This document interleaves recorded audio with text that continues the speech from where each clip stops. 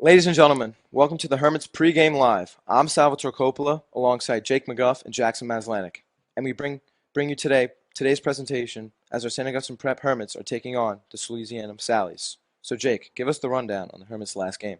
Last night, the Hermits secured a 4-0 win against Cedar Creek. Senior Patrick Ernest netted 2 goals, and juniors Swerter Weinekrantz and Mason Cassidy each had a goal.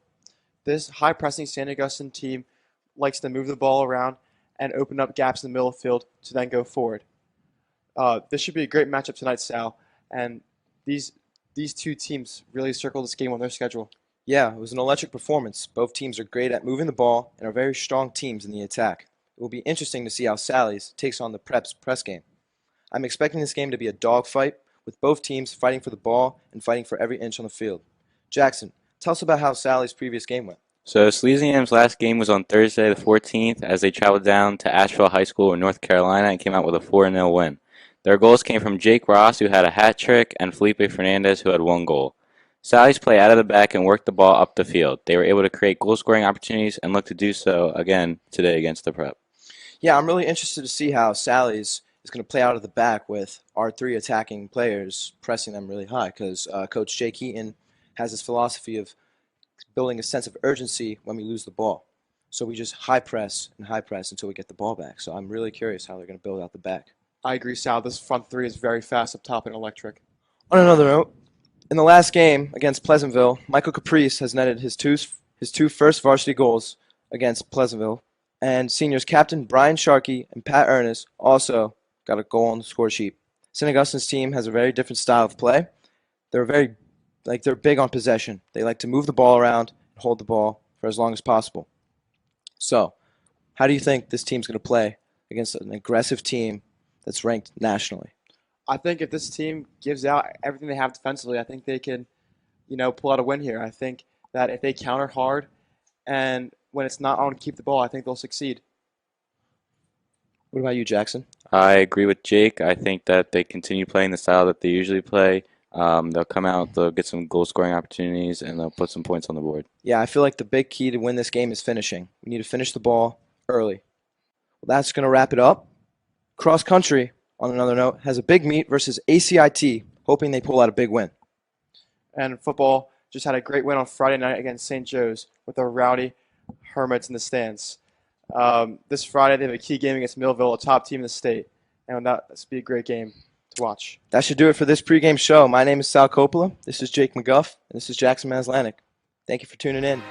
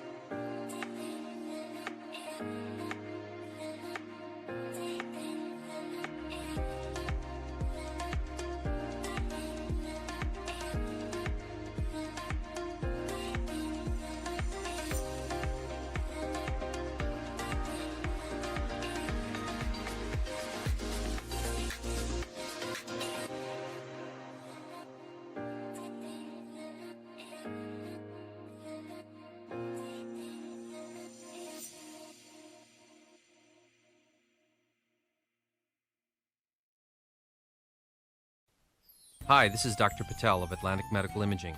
February is the month of Valentine's and also American Heart Month. It's a good reminder of the importance of monitoring yours and your family's heart health. Each year, about 1.1 million Americans suffers a heart attack. At Atlantic Medical Imaging, we perform a revolutionary imaging exam called coronary CT angiography, a dramatic breakthrough in the detection of heart disease. Coronary CTA is a non-invasive imaging technique used to visualize disease in the coronary arteries, the source of heart attacks and sudden death. Atlantic Medical Imaging is a world leader in coronary CTA. we have the largest case experience in coronary CTA anywhere. With a supporting staff devoted to your dignity and health, our board-certified radiologists are dedicated to bringing you the most advanced medical imaging in the world. Call the imaging experts at 609-677-X-ray and visit us on the web at atlanticmedicalimaging.com. Atlantic Medical Imaging. Experience you can trust. Toyota of Vineland, family owned and operated for over 30 years. We have the cars and trucks you need at the price you want. South Jersey's positive radio station is Pop FM 99.9, Power of Positivity, with local news, weather, and events in Gloucester, Salem, and Cumberland. Streaming online at popfm999.com. On Pop FM, you have the power to keep it positive. We are a family business. Myself and my wife wait on 90% of the customers who walk in the door. So you're going to get somebody who's going to help you who knows something about the floor covering business. But we specialize in carpet, hardwood, laminate, luxury vinyl tile, area rugs, and a service. When we stock a lot of rolls of carpet, buying from the roll as a customer, you save money. I am very proud to own Richland Carpet, and I am very proud of the selection and the service that we provide. Welcome to Clark & Fox, a company dedicated to representing the international and domestic insurance markets. We are a group of individuals who created a world-class law firm and company through passion, purpose, and practice. We pride ourselves on providing consistent and extraordinary legal services to our clients from New Jersey to Pennsylvania to California and many places in between.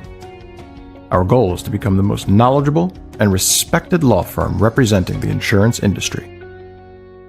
This singular goal guides and defines all of our decisions. If you wish to join the Clark & Fox team, either as a client or member of our firm, please reach out to us.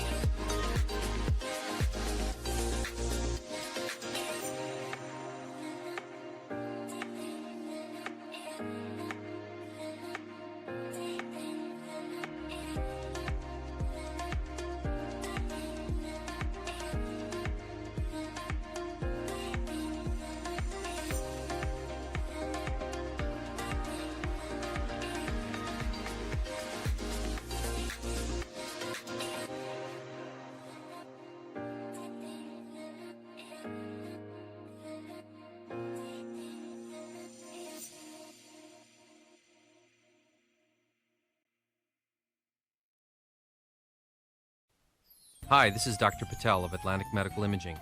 February is the month of Valentine's and also American Heart Month. It's a good reminder of the importance of monitoring yours and your family's heart health. Each year, about 1.1 million Americans suffers a heart attack. At Atlantic Medical Imaging, we perform a revolutionary imaging exam called coronary CT angiography, a dramatic breakthrough in the detection of heart disease. Coronary CTA is a non-invasive imaging technique used to visualize disease in the coronary arteries, the source of heart attacks and sudden death. Atlantic Medical Imaging is a world leader in coronary CTA. We have the largest case experience in coronary CTA anywhere. With a supporting staff devoted to your dignity and health, our board-certified radiologists are dedicated to bringing you the most advanced medical imaging in the world. Call the imaging experts at 609-677-X-ray and visit us on the web at atlanticmedicalimaging.com. Atlantic Medical Imaging. Experience you can trust. Toyota of Vineland, family owned and operated for over 30 years. We have the cars and trucks you need at the price you want. South Jersey's positive radio station is Pop FM 99.9, Power of Positivity, with local news, weather, and events in Gloucester, Salem, and Cumberland. Streaming online at popfm999.com. On Pop FM, you have the power to keep it positive. We are a family business. Myself and my wife wait on 90% of the customers who walk in the door. So you're going to get somebody who's going to help you he knows something about the floor covering business. But we specialize in carpet, hardwood, laminate, luxury vinyl tile, area rugs, and a service. When we stock a lot of rolls of carpet, buying from the roll as a customer, you save money. I am very proud to own Richland Carpet, and I am very proud of the selection and the service that we provide. Welcome to Clark & Fox, a company dedicated to representing the international and domestic insurance markets. We are a group of individuals who created a world-class law firm and company through passion, purpose, and practice. We pride ourselves on providing consistent and extraordinary legal services to our clients from New Jersey to Pennsylvania to California and many places in between. Our goal is to become the most knowledgeable and respected law firm representing the insurance industry. This singular goal guides and defines all of our decisions. If you wish to join the Clark & Fox team, either as a client or member of our firm, please reach out to us.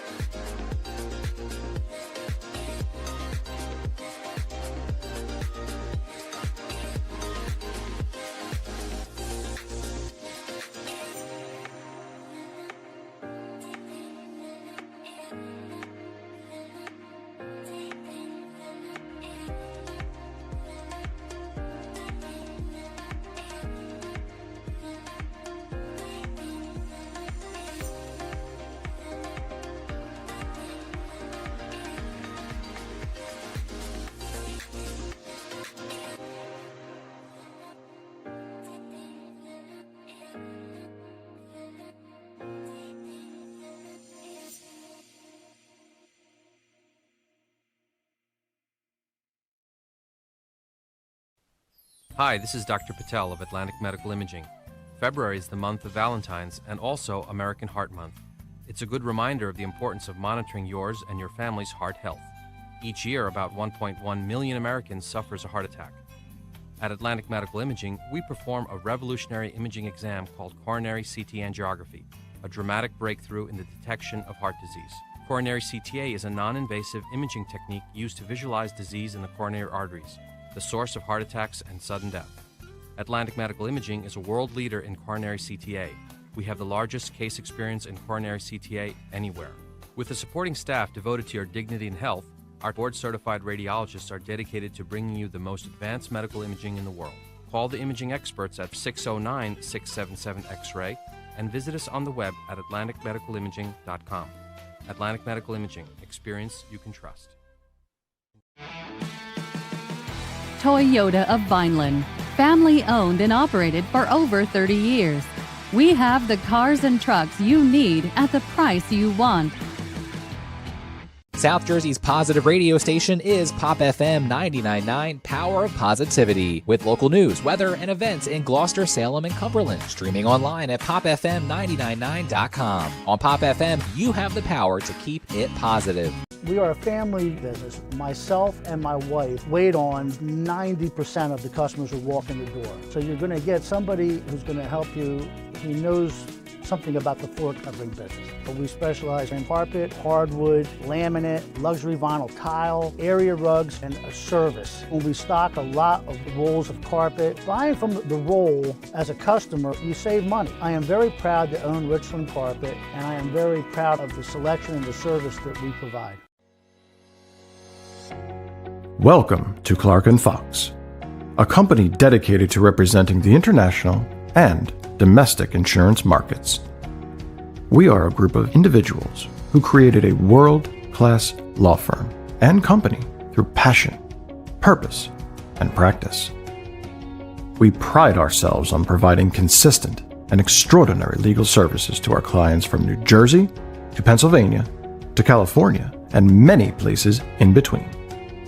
Our goal is to become the most knowledgeable and respected law firm representing the insurance industry. This singular goal guides and defines all of our decisions. If you wish to join the Clark & Fox team, either as a client or member of our firm, please reach out to us.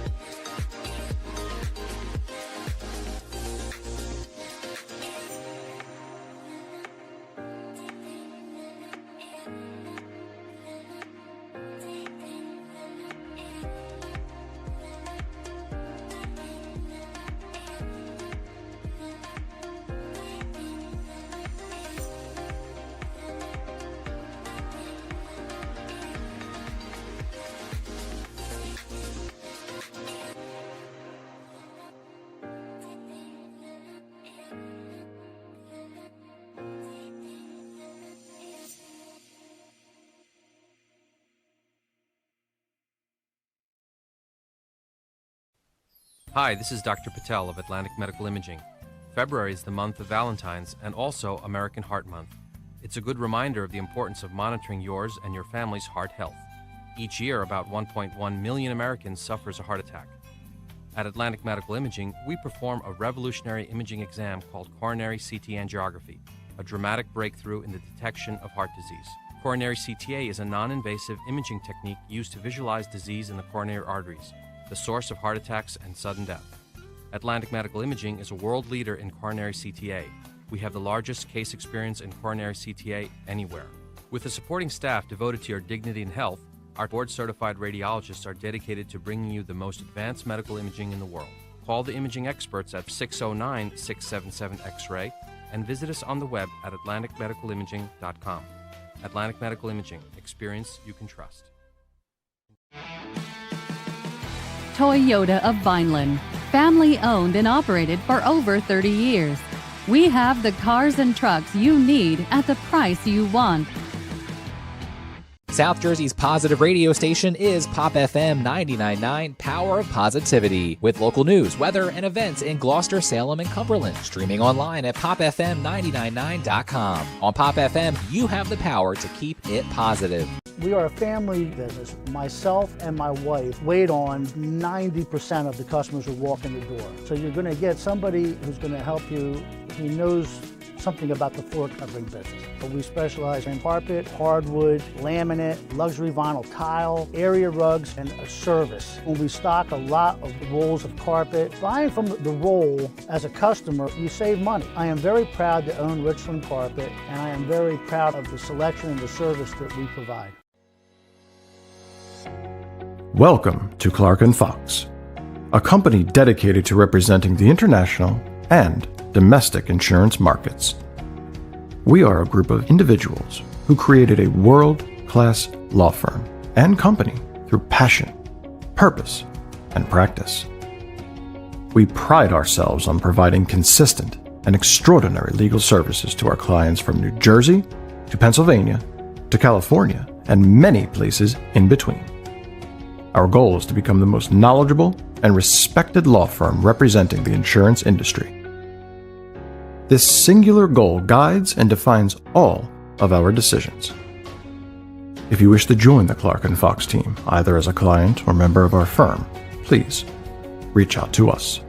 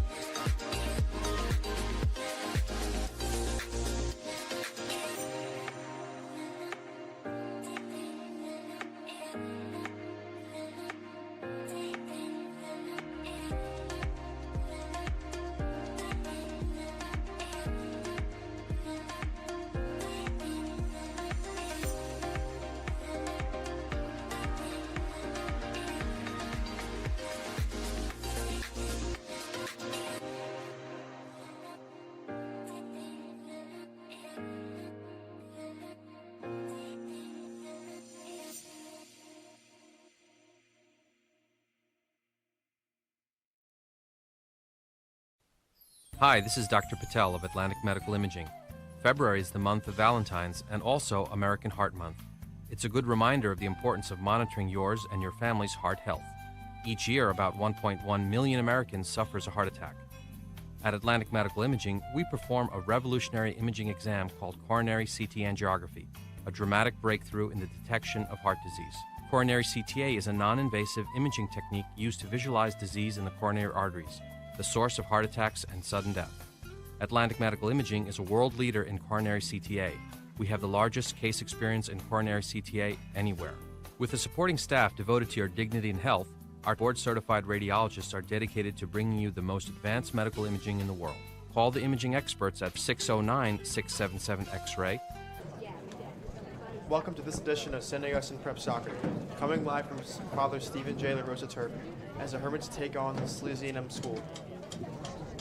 Yeah, we're here for should be a good one. I'm Coach Vermel. You just heard Jake McGuff here on the camera, and we also have Evan Brown. Yeah, I had to double guess. Evan's the younger brother of Gavin Brown, who was the starting goalie on the Hermits soccer team last year. So I didn't want to get you and your brother confused. I don't blame you. Coach Mel, this should be an exciting game. Yeah, it's been a one-sided series in terms of results. Probably the last few times we played, and probably played in the last 5 or 6 years, with the exception of last year in COVID, when we really couldn't play out-of-state games. They've usually, I feel like most games have been maybe 3-0 Salesianum, but 2 years ago, last time we had a competitive game, Hermits lost in overtime. Kevin Matosky had a goal. It was a real close one. They should have. They played them real tough, and really wanted to come away with the win, but maybe this one. Yeah, maybe. At the end of the day, they reached the state final, so it ended up being a pretty good year for them, even if you kind of dropped that one game. But this game is big. Scoring real quick right there for Salesianum. The first minute. What do you guys say again?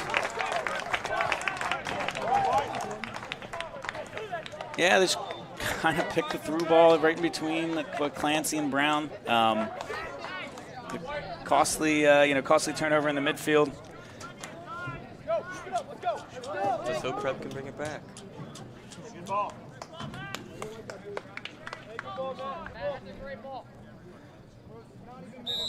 The goal really early. This could be a momentum shifter for this game. Yeah, I mean, when you're the underdog, like I said, you hadn't really beaten Salesianum before. You're probably trying to keep it low scoring, feel your way through the first 5-10 minutes, hopefully keep Salesianum off the scoreboard. That's obviously going to hurt the Hermits' chances. Now, they were never really planning to sit in. I mean, I know when you're playing a team that's maybe ranked a little higher than you, who's beaten you before. A lot of teams might try and throw guys behind the ball and just hope for the best, catch them on the counter, try and settle in that first 10 minutes. The Hermits are always going to attack, as they are right here. Getting kind of close to their goalie. And it's out of bounds on Salesianum.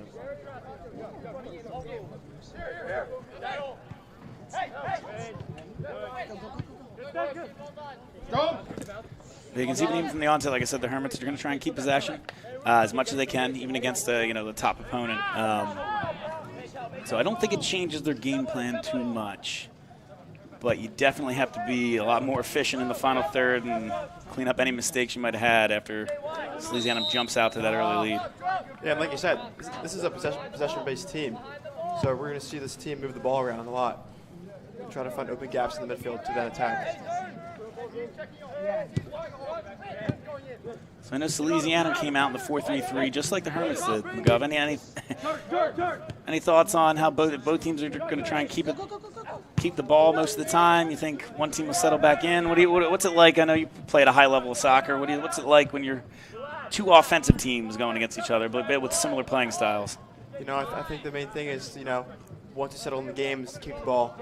I mean, I would say if you're the Hermits, try to play in the Salesianum half the field, and once the game settles down, I'd say move the ball.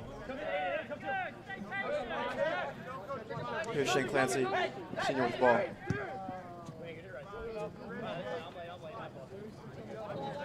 And despite that early goal, Hermits continue to play slow. Yeah, they're gonna usually be a solid defensive team.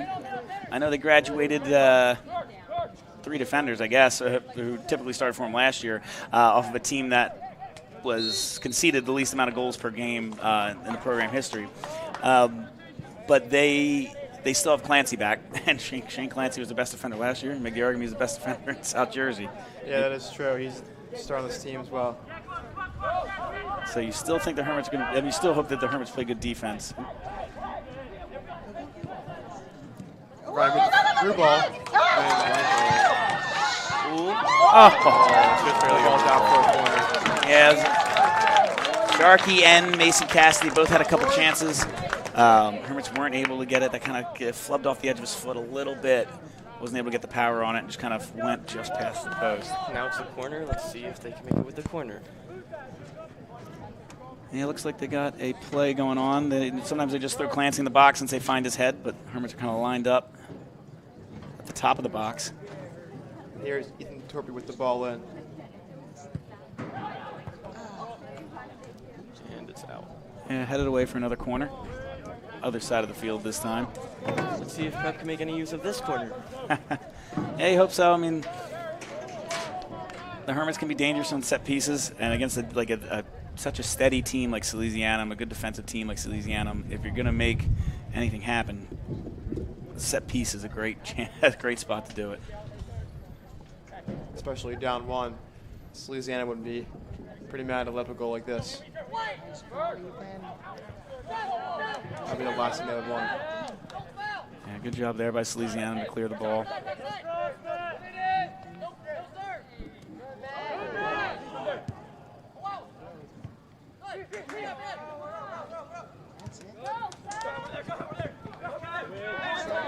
And it's out. That was a great way to get back by Ryan Wee in midfield. Yeah, I mean, when you play this attacking style, it's a lot of high pressing, and it's a lot of, you got to track back defensively. You're throwing guys forward. If you're playing winger or midfield for the Hermits, you better be prepared to run, especially if we kind of turn that ball over in the midfield. You'll see a lot of that at Ethan Torpy, too, on the wing. He's winning the ball back, in the midfield or even the defensive third a fair amount, despite playing, right and left wing for the Hermits. I think a big thing with soccer, though, is that most of the time you are going to be ending up running. That's true. That's true. That's why you got to condition over the summer, Brown. You just got to work over time, and you'll slowly get better and better at keeping that pace. Looks like it'll be a kick here for the Hermits. Looking like the Hermits are going to get all their big weapons in the box for this one. Let's see if they can make anything out of it. Could end up being too many tools in the toolbox on this.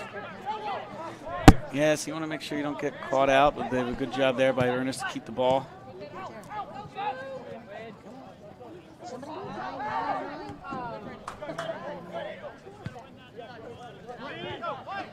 touch there by the outside back for Salesianum, able to bring it down and kind of start the other way. That was a great defensive play by Ryan Wee to intercept that pass. Nice counter. And the Hermits did a good job there on back-to-back, little changes of possession, kind of stopping a Salesianum counter where you didn't want to get caught on the break after those, set pieces. They did a good job of kind of stopping that in the midfield. While Salesianum maybe did keep a little possession, they didn't get caught, out on the break real fast. That's where their defense comes in. Yeah, I mean, Salesianum hasn't conceded many goals so far this year. Great tackle by Shane Clancy in the back.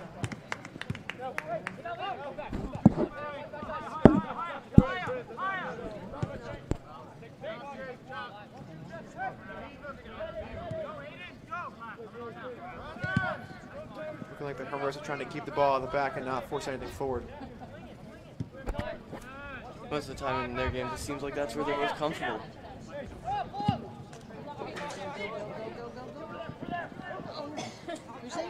Their goalie comes forward to get the ball out. And right on the edge of the box, couldn't handle it, so he just kind of chested away. A little dangerous scenario there for Salesianum, but dealt with well. That was a great shield by Brant Brown.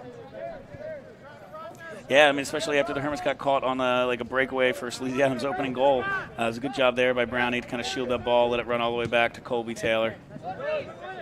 Learning and adapting. That's what they're most likely good at. And now looking like this game is starting to settle down a little bit. No more of the advantage of the goal in the first minute. Yeah. And it's a shame, but that's soccer sometimes. To see how the Hermits kind of respond. Not everything can go your way all the time. Yeah, they had that chance there when Sharkey and Cassidy had it, but weren't able to convert as Clancy looks to find Colazo down the wing.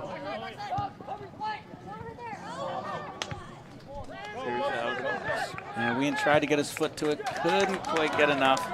Here comes the counter for the Sallies.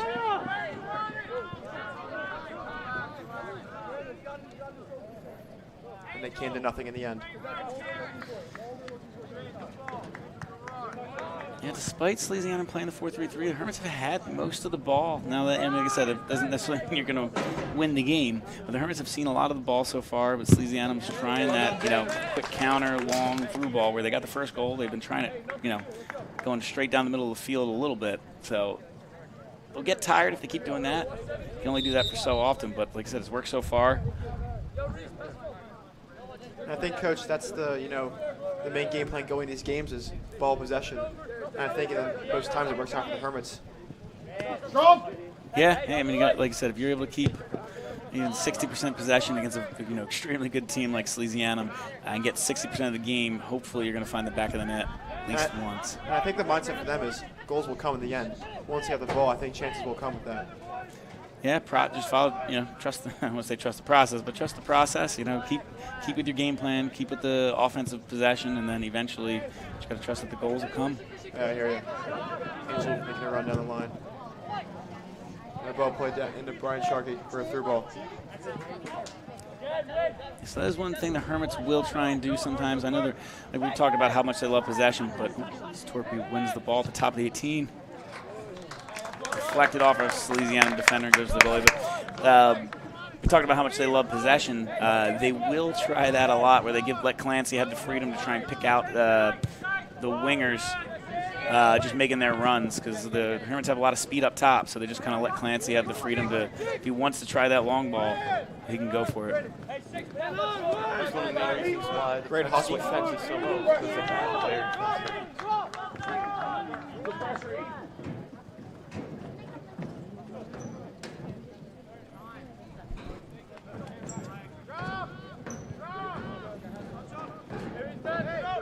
Now it comes to a slight drizzle here in Richland. Yeah, it's been overcast most of the day. I don't think it'll get much harder than this. There isn't too many clouds in the sky, but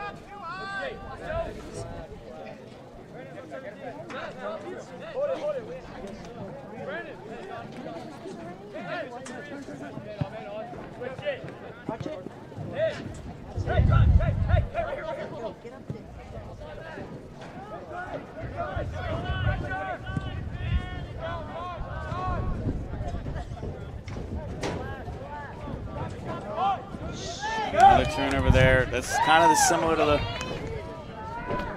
the play that the Hermits gave up the goal on. Turnover in the midfield, they find that through ball. This time Clancy able to recover for the Hermits, but you're not going to survive too many of those. Nice way to regain possession for the Hermits.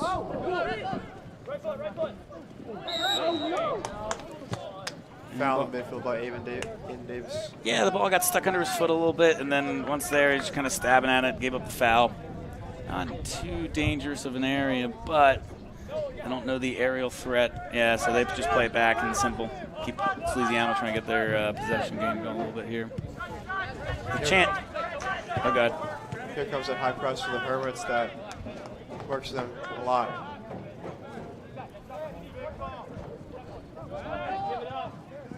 And another giveaway.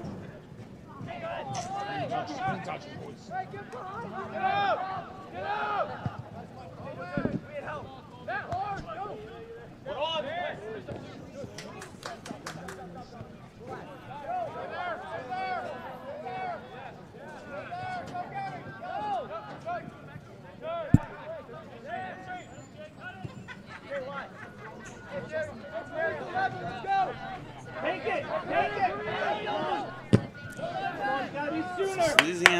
trying to not give him as much time. You saw Clancy there again trying to find one of his forwards, one of those long through balls. Salesianum, kind of recognizing that after the first, 10 minutes or so, trying not to give Clancy that time and space. So there he kind of like got in the way of that pass before it could ever really get going. Keep it coming.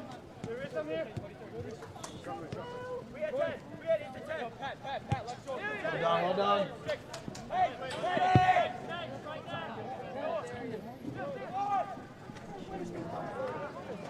That was a nice ball by junior, Darius Gavins. Yeah, just the teammate just wasn't quite able to get control of it, go off a Hermit's throw, but it was a pretty good switch.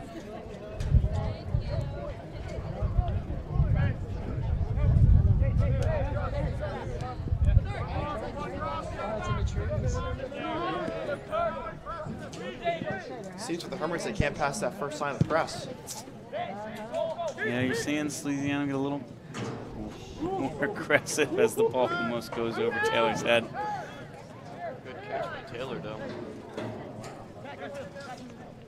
That was a close one.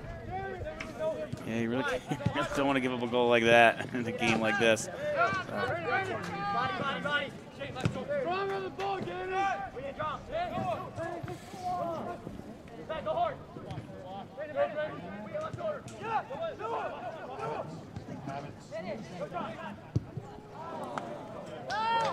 Salesianum with the rip. So it seems like Salesianum's kind of gaining more possession in the last couple minutes. They're feeling their way into the game. I know they're up 1-0. They're just on that quick counter, but Hermits had a lot of the ball. But in the last, what do you say, like 2 to 3 minutes, it seems like Salesianum's really starting to put their putting the pressure up. Putting their mark on the possession game. Really turning the heat up on the Hermits, trying to force a turnover in their own third. The Salers team looks very organized from the back up defensively. They're not letting anything through the middle. Yeah, they're always well coached. They're going to be organized. It's going to be a tough nut to crack for the Hermits to score in this one. I think a big thing for this Hermits team is energy. Down 1 early, and it's how they come back after this. Yeah, you're right. You got to keep up that energy, that intensity. It's a team you haven't really beaten before, and you just go down 1-0 in the first couple minutes of the game. You need to make sure that sense of dread doesn't set in. Like, here it goes again. So, Hermits got to keep up, like you said, that intensity and energy if they're going to get back that goal they gave up early.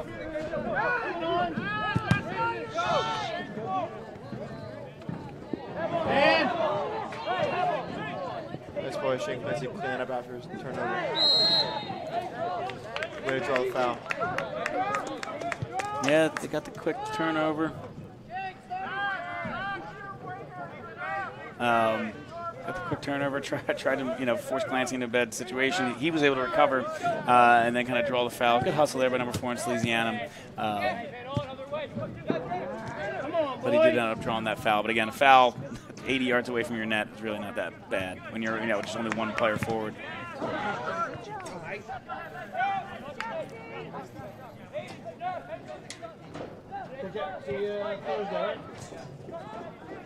see if the Hermits can lock them in here, force a turnover in their own defensive half.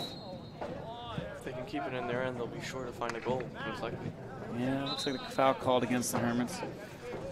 So like I mentioned, Salesianum is a Delaware power. They're always ranked nationally, and the big fish in the state of Delaware. They've actually won 15 of the last 16 state championships in the state.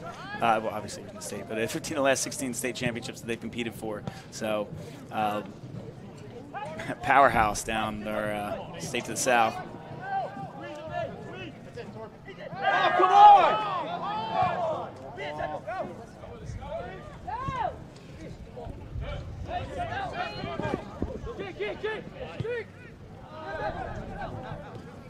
Nice step by Braden Brown to see that ball and find feet.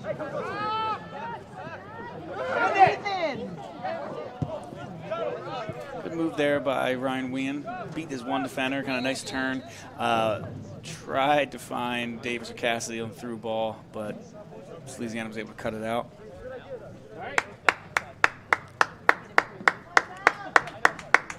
Come on.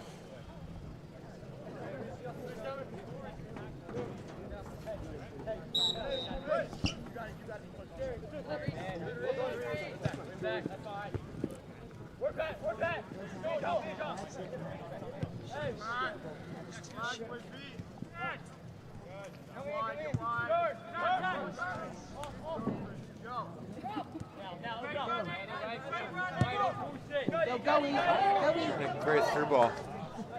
Shield! That's corner! That ball ended up out of play for a goal kick. Yeah, Torpy seemed to try to, get the ref to call a corner. He seemed to think it went out on that on the Salesianum player, but it seemed like it kind of hit both their feet, went out. Rule is a 6 kick.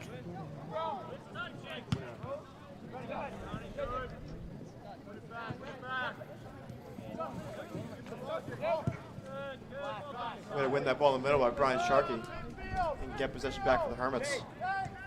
And one of the senior leaders on this team. There was that kind of abbreviated playoffs last year. It wasn't the full South Jersey non-public A.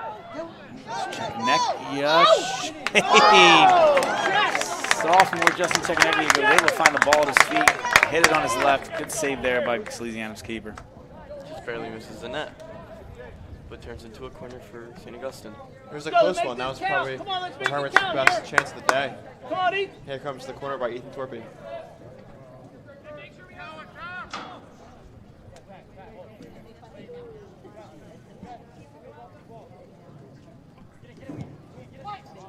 Somebody. Oh! Great ball in. No one can find to it. Take a touch! Yeah, just over Clancy's head. I mean, they kind of looks like they had a play set up. Clancy kind of running from the 18 in. Able to get some space, but the ball is just a little long for him.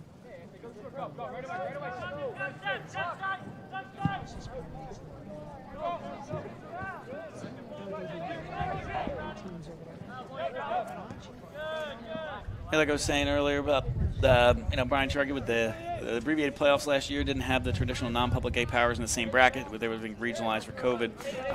They didn't play CBA, which they've run up against a ton in the last 10 years in that South Jersey final game usually. This year it's actually harder because number one team of the state Pingree is now in your bracket along with St. Peter's Prep and a few others.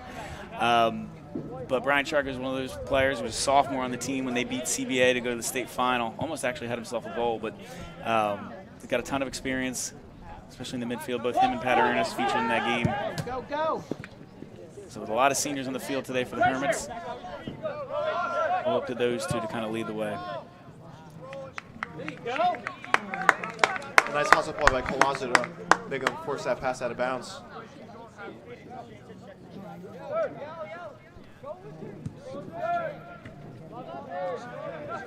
Brown trying to skip lines there, play into the winger, Chekonecki out. See if they can lock it in here.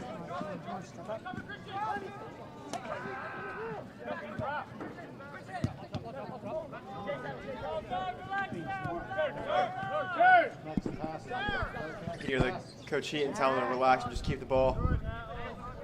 Fine feet for now. But still looking for the equalizer.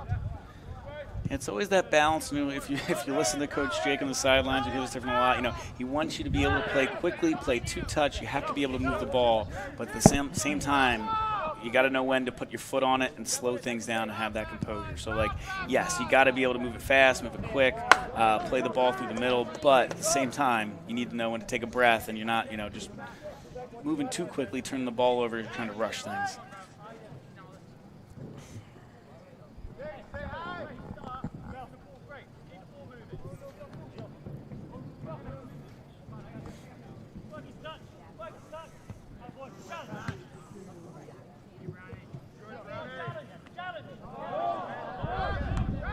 A good header by Braden Brown to clear that ball.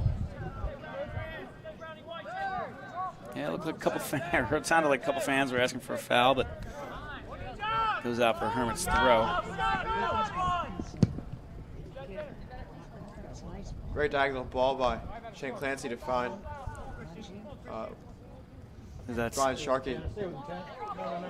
Right on the edge of the box. You're right, that's a great diagonal ball by Clancy. Salesianum had been pushing up to not let him really, pick out those passes, which again the Hermits love to do. That's if they're going to hit you fast, it's usually from a Shane Clancy ball to one of the wingers, one of the forwards.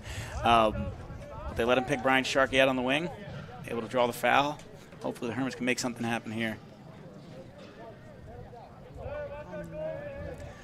A little bit too tight of an angle. What do you think, McGuff? You think he's going to actually I don't know. shoot it? I don't think he's going to put on net. I think he's going to try to find one of his big targets in the box.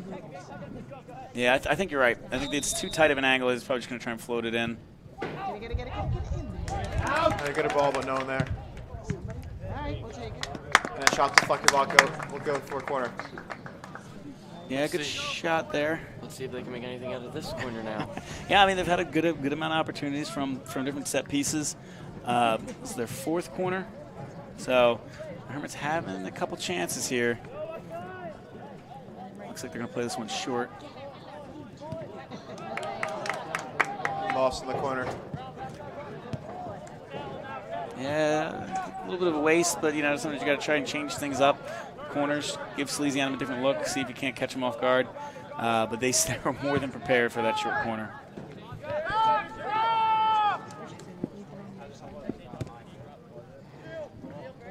Go. Nice ball over the top to find Colazo in the corner.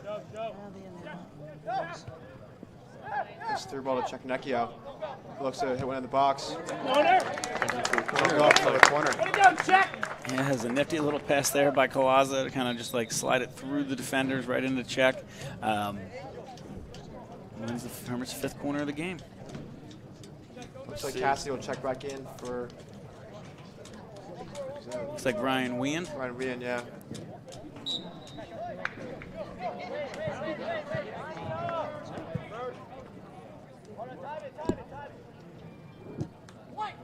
Somebody there. Header away by Salesianum, back towards Torpy.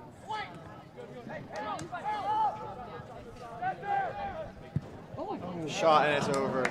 Brian Sharkey.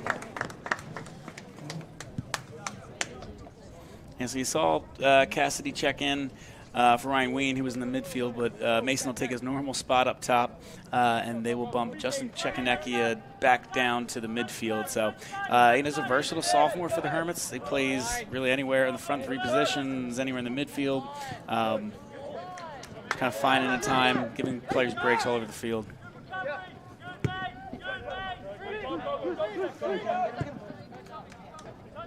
Here comes the Hermits in their high press. And a great win in the midfield. Oh, and turn it right back over. Two slides. They missed the first slide. The Hermits won the second one. That is a great tackle by Braden Brown to win that ball back. Yeah, it was needed there. If he misses that, Salesianum could be in on a break. He went in that with confidence, and he won it. So. Yeah, you need to. You can't play. Well, you know that. I can't play timid as a center back. Good job there by Brownie. That's the way to be. Great play by Christian Torby to step in front of that pass and win that ball back. Now they're looking to switch the angle of attack and switch fields. Nice ball to switch lines. Fine forward. Aiden Davis now to win a free kick. What free kick is that? How many so far have they had? 2? Probably 2 or 3. You know, they've had at least the one on the edge of the box where Sharkey got fouled, and then this one here. So that combined with the 5 corners, like I said, Hermits are trying to find something with these set pieces. This is a little far out, so he's going to try and just float this one, and he's soon towards Clancy. See if they can make anything out of them, or will Salesiano stop them?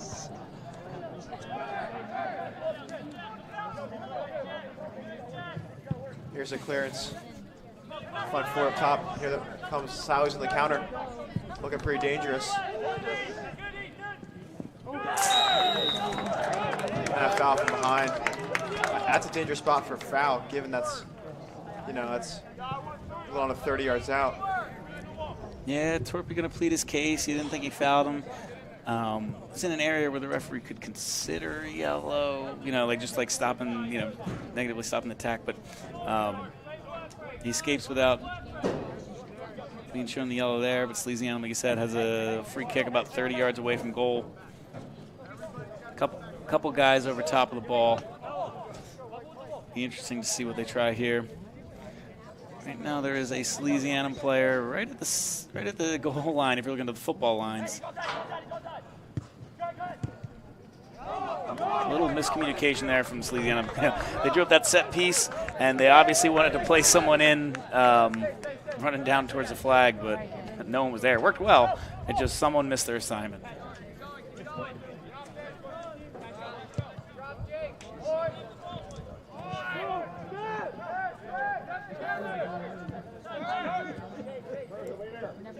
Senior partners with the ball.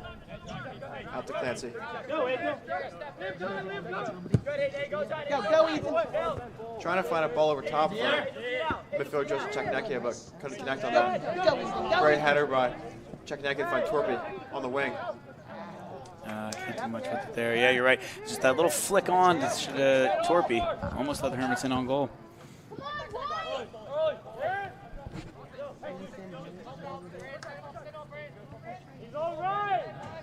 Ball whipped in. 6. Go! By Brian Sharkey, the equalizer. In the 30th minute. A 1-1 game. Hey, you can tell it was coming. Hermits had to go off for a long time there. Yeah, like we said, it's been mostly the Hermits playing on offense and Salesianum on the counter. Yeah, but it's a great job by Torpy. He took it to the end line, and that's the most one of those dangerous balls in soccer. He takes it right to the end line, plays it back, it deflected off of someone, came kind of back to Brian Sharkey, and he just ripped it hard. I mean, he's so close, he didn't necessarily need to place it. He just put his foot through it and evened it up.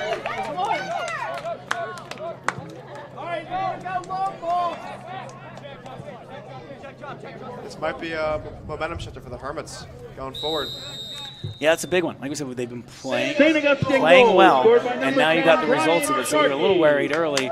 You've been playing well, you give up a goal, but you're still down. When does that pressure set in? Hey, we need to even this up. Now you got that. You can kind of relax a little bit. You still play the way you've been playing. Still 10 minutes, a little over 10 minutes left in this half. I think the real question is, can either team make anything out of these 10 minutes that they have until half?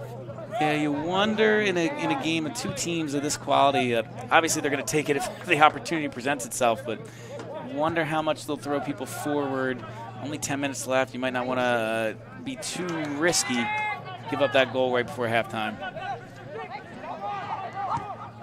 But I think for the Hermits, this game plan doesn't change. Just keep the ball, slow it down. When the time comes to go forward and attack hard.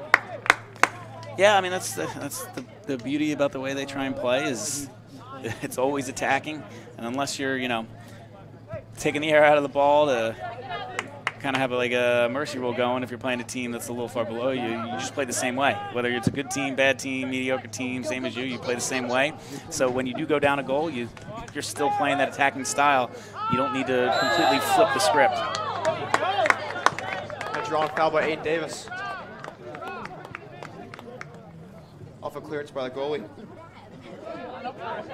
Let's see if Senegal's can make anything out of this.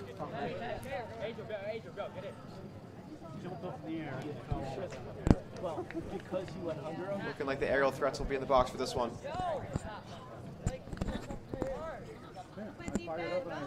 Come on, let's go. The ball in by Torpy. Clancy got his head to it, but not enough power to put it on target. Yeah, his body was going away from goal a little bit, so he wasn't able to generate the most power, and there's an easy save for the Salesianum keeper. Pressure. Pressure. There. Goal! Mason Cassidy, 2-1. A bad turnover in the back for the Sallies. Hermits up 2-1. 10 minutes that they had until half. Yeah, you're saying that they're forward. So it was great pressure. I believe that was Aiden Davis got the turnover, just slid that ball right across, and I mean, the goal mouth was wide open for Mason Cassidy to finish it. That was a great close turnover by the Hermits. I think a big question now is that after about 8 minutes, how will the pressure change? Yeah, so I mean, it's a good question. Like you said, it's been Salesianum letting the Hermits have the ball a little bit, playing that quick counterattack, which is where they got their early goal from. Does that change at all in the next 9 minutes, or coming out of half? How does Salesianum change their game plan? Are they going to press higher? Are they going to save that for later in the game? Are they going to deploy it earlier? Like I said, they've been letting the Hermits have the ball, saying, "Go ahead. You know, we're going to catch you when we get our opportunities." But I wonder if Salesianum changes it up a little bit. Yeah, I was going to say, I wonder now if they'll change it up and not let them be as aggressive as they were.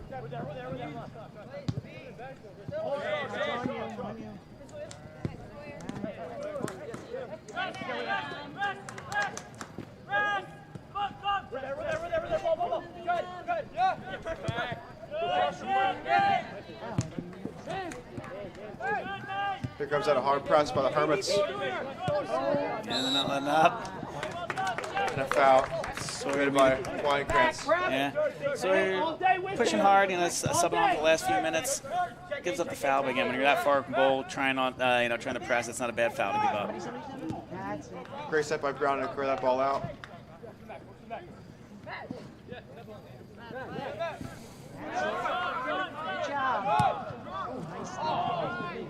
Had turnover in the midfield, but I couldn't lead nothing going forward. Yeah, just weren't quite on the same page. There was only one forward really up, so they tried to catch him real quick. He played Aiden Davis towards the flag. Aiden was kind of running more directly at goal. Just weren't on the same page.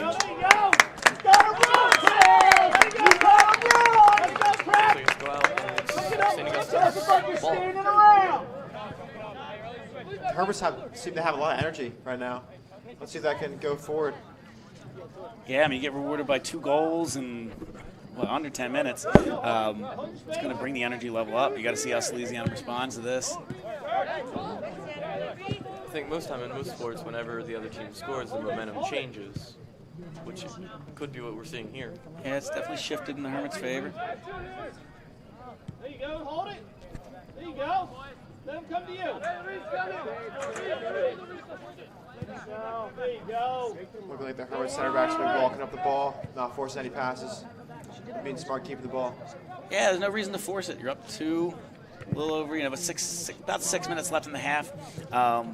They know they can get the ball into this area when they want to, so they're kind of just building it up slowly. No reason to make a bad pass before you really have to try and get aggressive in that final third. You can hear Coach Cheat on the sideline praising the players and telling them to go get it back after they lose it. Work, Sword. Go, go, go, go, go. Work, Sword. Yeah. Foul call there. Sure, Weatherkrantz went down. All right, get it back. Whistle. That's it. Just get it back. Ball go out.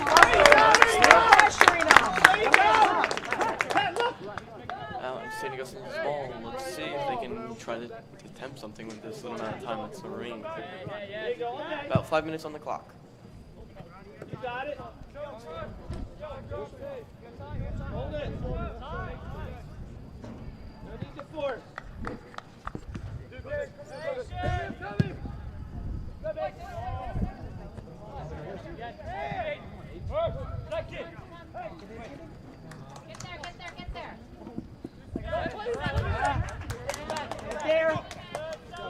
Let's go all the way home to Taylor. They didn't get the most of it. Still went to Collazo, but with that kind of twisting ball, he just kind of heads it away, doesn't want to make a risky play. Hermits trying to get out of a little bit of pressure here. Great way by checking that. Great play, checking that to stay strong on the ball. He's got a lot of composure. You can see why the Hermits coaching staff likes him so much. That little ball was bouncing around, a little scattered after a kind of a miss hit, and he's able to just put his foot on it, get composure, win the ball back for the Hermits. Caution. I don't get that. Ladies and gentlemen, caution has been shown to St. Augustine's number. It's been a good. It hasn't been chippy. It's been a good game so far. Both teams going at it. Okay, you call a foul there. It wasn't exactly cynical. You know, I mean, he was going for it. It wasn't like the final third or you're stopping a big run. It was just a normal soccer play. And even, I don't know, when he kicked the ball backwards, I thought he was kicking it towards Salesianum. I don't know. Maybe something happened that we don't know about, and the ref gave him the yellow. I understand the ref's point of view here. I mean, he's slowing down the game. So, I give you the reason for that caution. Yeah, you're probably right. He probably viewed it as more, like I said, like more of a cynical challenge than I did, where he just, he was stopping to counterattack, and the referee didn't want to, allow that to happen. So, you're probably right. That's probably where the referee's mindset was.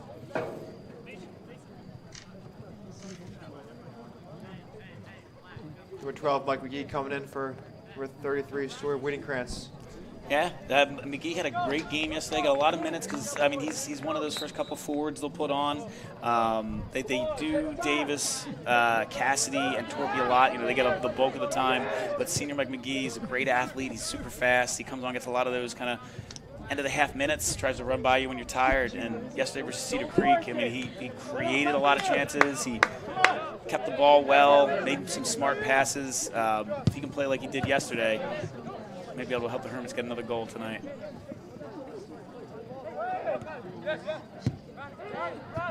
With Mason Cassidy in midfield, driving forward.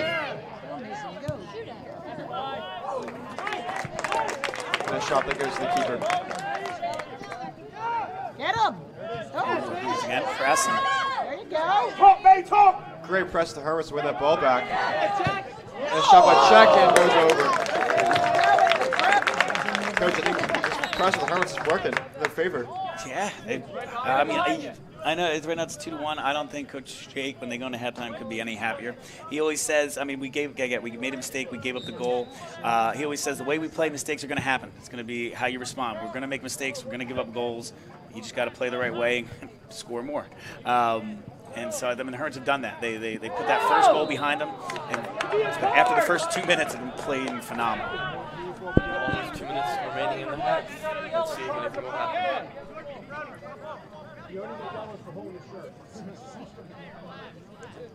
He's probably content to take a little bit of time here. 2 minutes.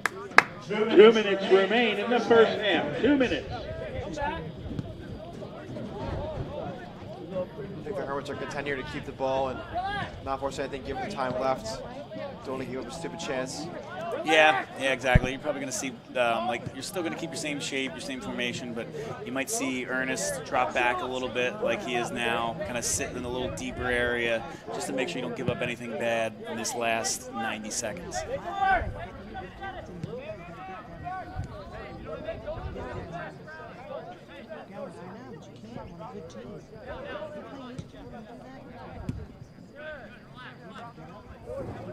So we're going to keep it here. Salesianum doesn't seem to be moving up a little bit, but they're not really pressing the ball.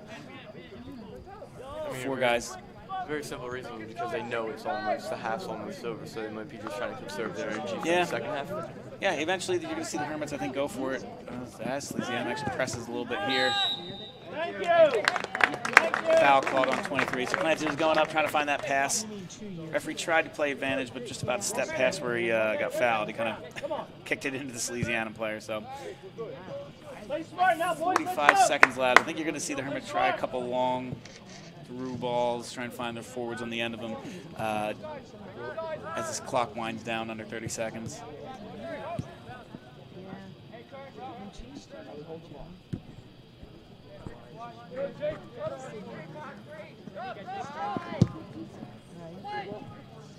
Ball over the top to find Czechnekia, but couldn't find him. Yeah, there's that low percentage shot, safe, conservative. Let's just throw it forward in the last 20 seconds, see if we get anything. 10, 9, 8, 7, 6, 5, 4, 3, 2, 1. That concludes the first half of this And that's the score. Yeah, it's a good first half for the Hermits. You can't ask for much more than that. And they take a 2-1 lead in the halftime. So we will be right back after this commercial break.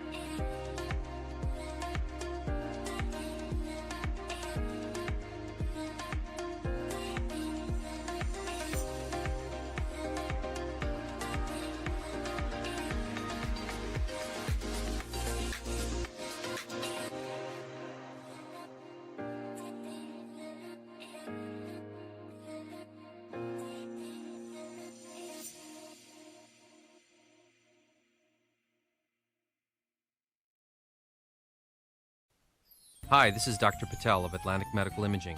February is the month of Valentine's and also American Heart Month. It's a good reminder of the importance of monitoring yours and your family's heart health. Each year, about 1.1 million Americans suffers a heart attack. At Atlantic Medical Imaging, we perform a revolutionary imaging exam called coronary CT angiography, a dramatic breakthrough in the detection of heart disease. Coronary CTA is a non-invasive imaging technique used to visualize disease in the coronary arteries, the source of heart attacks and sudden death. Atlantic Medical Imaging is a world leader in coronary CTA. We have the largest case experience in coronary CTA anywhere. With a supporting staff devoted to your dignity and health, our board-certified radiologists are dedicated to bringing you the most advanced medical imaging in the world. Call the imaging experts at 609-677-X-ray and visit us on the web at atlanticmedicalimaging.com. Atlantic Medical Imaging. Experience you can trust. Toyota of Vineland. Family owned and operated for over 30 years. We have the cars and trucks you need at the price you want. South Jersey's positive radio station is Pop FM 99.9 Power of Positivity, with local news, weather, and events in Gloucester, Salem, and Cumberland. Streaming online at popfm999.com. On Pop FM, you have the power to keep it positive. We are a family business. Myself and my wife wait on 90% of the customers who walk in the door. So you're going to get somebody who's going to help you who knows something about the floor covering business. But we specialize in carpet, hardwood, laminate, luxury vinyl tile, area rugs, and a service. When we stock a lot of rolls of carpet, buying from the roll as a customer, you save money. I am very proud to own Richland Carpet, and I am very proud of the selection and the service that we provide. Welcome to Clark & Fox, a company dedicated to representing the international and domestic insurance markets. We are a group of individuals who created a world-class law firm and company through passion, purpose, and practice. We pride ourselves on providing consistent and extraordinary legal services to our clients from New Jersey to Pennsylvania to California and many places in between. Our goal is to become the most knowledgeable and respected law firm representing the insurance industry. This singular goal guides and defines all of our decisions. If you wish to join the Clark & Fox team, either as a client or member of our firm, please reach out to us.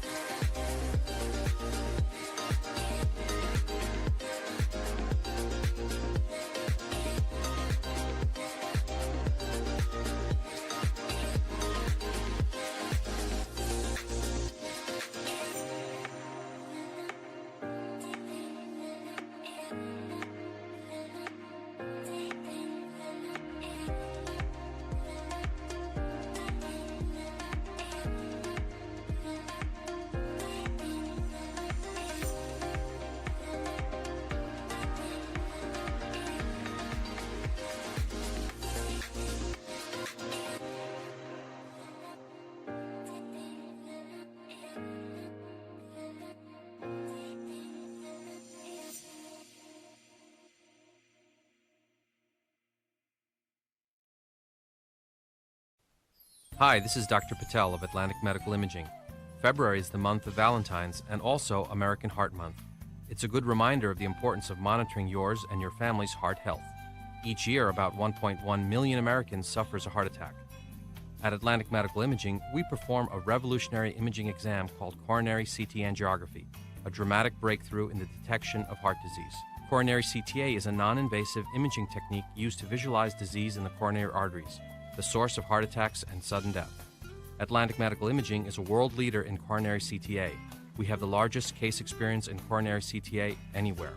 With a supporting staff devoted to your dignity and health, our board-certified radiologists are dedicated to bringing you the most advanced medical imaging in the world. Call the imaging experts at 609-677-X-ray and visit us on the web at atlanticmedicalimaging.com. Atlantic Medical Imaging. Experience you can trust. Toyota of Vineland, family owned and operated for over 30 years. We have the cars and trucks you need at the price you want. South Jersey's positive radio station is Pop FM 99.9 Power of Positivity, with local news, weather, and events in Gloucester, Salem, and Cumberland. Streaming online at popfm999.com. On Pop FM, you have the power to keep it positive. We are a family business. Myself and my wife wait on 90% of the customers who walk in the door. So you're going to get somebody who's going to help you who knows something about the floor covering business. But we specialize in carpet, hardwood, laminate, luxury vinyl tile, area rugs, and a service. When we stock a lot of rolls of carpet, buying from the roll as a customer, you save money. I am very proud to own Richland Carpet, and I am very proud of the selection and the service that we provide. Welcome to Clark & Fox, a company dedicated to representing the international and domestic insurance markets. We are a group of individuals who created a world-class law firm and company through passion, purpose, and practice. We pride ourselves on providing consistent and extraordinary legal services to our clients from New Jersey to Pennsylvania to California and many places in between. Our goal is to become the most knowledgeable and respected law firm representing the insurance industry. This singular goal guides and defines all of our decisions. If you wish to join the Clark & Fox team, either as a client or member of our firm, please reach out to us.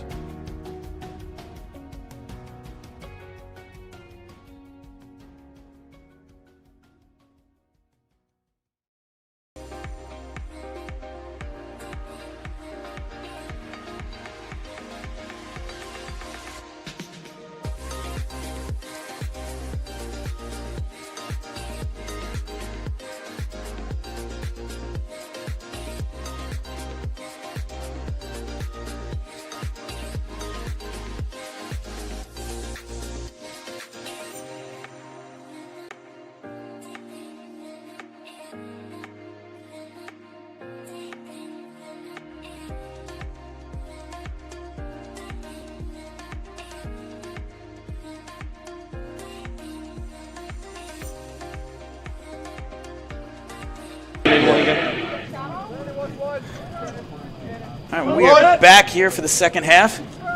Hermits lead 2-1. An early goal by Salesianum gave them the lead, but goals by Brian Sharkey and Mason Cassidy brought the Hermits even and then gave them the lead.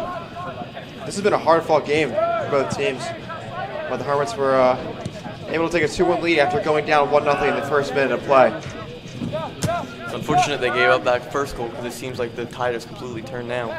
Yeah, just got to keep it up. I mean, halftime, Salesianum's going to make adjustments. They're a very well-coached team. They're not going to go quietly.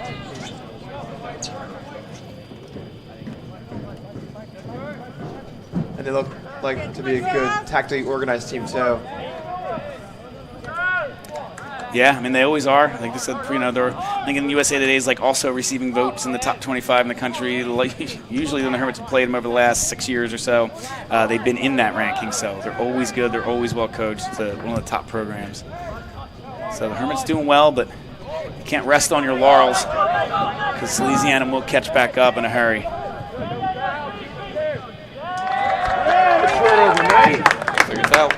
You can hear the energy from the Hermits bench after the ball going out of play.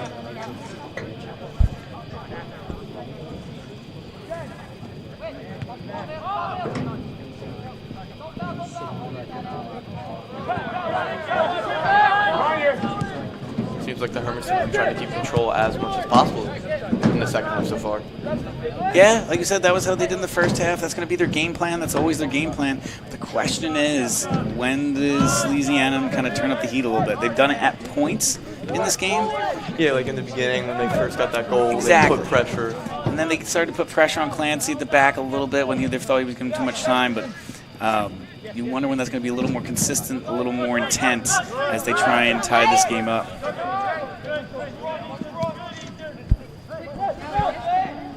Roll it! The Hermits allowed Sally's turn there in the middle of the field. That could be costly. He turns and goes straight at him. Yeah, didn't end up hurting the Hermits there, but you're right, Jake. If you do it too many times, it's gonna hurt you. I mean, it's just like if you find the formula or something over and over, you'll eventually just learn it. Yeah, actually right. Go, mate! Great ball by Christian Torby to split the lines there. Yeah. And just Czechnicki got him in the wing. He cuts in, Let's see. finds pass to the middle for Brian Sharkey. And a hit. Oh, and tipped over the keeper for another corner for the Hermits. Barely got it out of there. Almost got in. It's a great way to start the Hermits coming out of halftime. Coming out aggressive and strong. Great job by a lot of Hermits there. Like you said, Torby found that pass to Cassidy, who had that little flick on to Czech, who cut it inside, and then laid it off to Sharkey, who had that hard shot, which from quite distance out, but he hit it so hard the goalie had to just kind of, like you said, tip it over. Yeah, here we are with the corner. Ball up. Clancy tries to head on it but couldn't find it. It's a good job there by Sharkey to keep possession, because when the Hermits do get aggressive, they put in their best defender in the box, who's their tallest player trying to go get a goal. That's an opportunity for Salesianum. You know what I mean? Clancy's up there. He's not in the back kind of providing that safety blanket. As Torpy tries to dance his way through.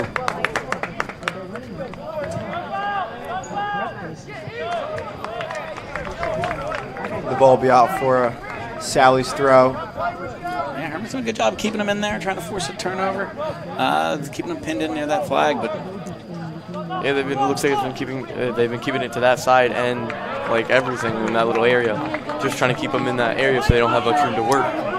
Mistake there from the Hermits. They made a throw. The midfielder wasn't paying attention. And turnovers like those could be really costly for the Hermits. A 2-1 lead. Those are things you really want to avoid after a close game like this, because a turnover like that could be an equalizer, game's tied. Yeah, and then you're rattled. Everybody's kind of like out of position, trying to cover from one another after like a turnover like that. And so I believe they called a handball there on Ernest, which I guess slowed it up, but you don't kind of want to give up possession like that. But that was just kind of direct result of everybody in scramble mode after that turnover. Looks like things have changed now. Well, as they feed it to the other side. Let's see if Salesianum can regain control and take it back to their end, to the Hermits end. Here comes Cassie on the wing, looking to cut in. Let's see if they can make that shot. Ball up to cross. And no, was there. Finish that up. Clears it out. Salesianum clears it out of their box. Yeah, like I said, great job there by Cassie using that speed. It was a 200-meter state finalist in spring track. 200-meter finalist in state, spring track, and he shows that speed off right there. Brought it down, sent it across. No one was quite able to get on it, but I mean, it's another dangerous play from the Hermits. Not like that, but it was a great play to hold the ball up. Two guys on him, was able to avoid that pressure. And now Prep regains possession. One of the hardest things players to do is maintain possession with their backs to goal, and Cassie did well to keep that ball there. Yeah, and they were able to keep it constantly and not just let up, like do it twice and then just give it. They actually were able to keep it up. Angel Collazo tried to find Ethan Torby, kind of running down the edge of the 18. A little heavy of a pass. Goes out for a goal kick. I believe Aiden Davis will sub back on. Let's see the substitute of Avon Davis. Let's see if that will change anything in the current playing of the Prep. Yeah, he didn't come out much in the first half. They gave him a break coming out of halftime, so hopefully he's fully rested, able to get himself a goal. 5 feet.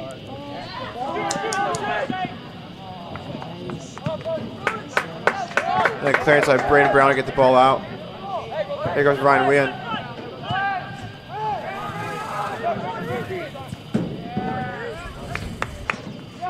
Great slip pass there. And a great way to win that ball back by Ethan Torpy. Here comes Davis with that pressure once again.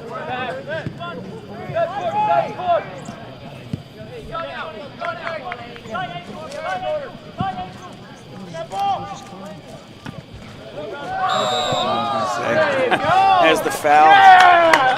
And got hit. There's the second card of the day. This time on number 23, I believe, for Salesianum. Caution has been shown to Jake Ross. Yep, and that's, again, the high school rules. If you're Ladies used to and watching gentlemen, the caution yellow has been card shown means to they got to sub off. You can sub right back on. This booking occurs But in the when you get your first 47th yellow, minute. you do have to sub off at that point. So he'll take a short breather. Let's see if Salesianum will replay him instantly and try to get him to back on the field. Yeah, if it was a little later in the game, they might want to just let him calm down. I see what you're saying. He's one of your best players. You're going to try and get him on, but I think they might just use this opportunity to get him 5 minutes of rest and then throw him back on. I mean, it's a good way to regain his energy and get back into the play. Yeah, I think if this game was maybe 20 minutes later, I think you're right, Brown. They would have just thrown him right back on. I mean, the real question is, can Salesianum even afford to waste those 5 minutes? Yeah, it depends what the coach's sub-rotation was. I don't know, what kind of fitness he's in. If he can go the whole game, you're probably right. They don't want to waste those 5 minutes. If they were going to give him 5 minutes, 7 minutes in the breather in the second half anyway, they might just take it now. I mean, it would be a way to work because they wouldn't have to change in that time. That could be crucial for them, and they could make something out of that time that he's now back in. Missed opportunity with Gus Cheknecchio, top of the 6-yard box. Shot wide. Yeah, great center. Check tried to take it down with his chest, popped up a little bit. I'm sure he would have rather it come down on his right foot than his left. But he takes it with his off foot. Again, still very good with his left. Check. Great chance for the Hermits. Yeah, just wasn't able to get it in the net there. On down, race. Looks like the Sallies avoided the pass. I can hear the crowd calling for a handball there. I think the real question is, what is in the ref's mind there? Does he call a handball or not? He doesn't, though. I didn't see anything there. I didn't either. That's why I wonder. Yeah. Game's starting to get a little chippier. I mean, the intensity's picking up. You can see people asking for calls. A little harder fouls than there was in the first half. Like I said, we've seen 2 yellows. You wonder if there's a few more coming as the intensity goes in the final, 30 minutes or so, pending, extra time. I feel like that's a normal thing with sports, though, is as you get more closer to the time, there's more pressure on you almost, so you may not pay attention as much to that, and you might accidentally get a little more physical than you normally would. Yeah, everybody pressing, trying to make something happen. Yeah.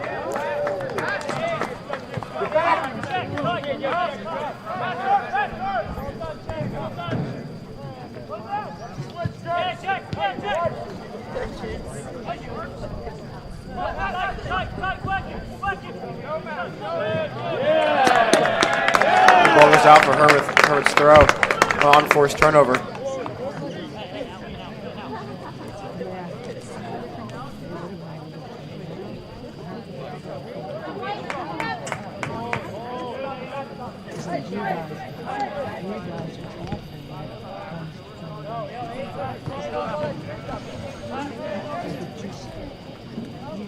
Pass on, Christian.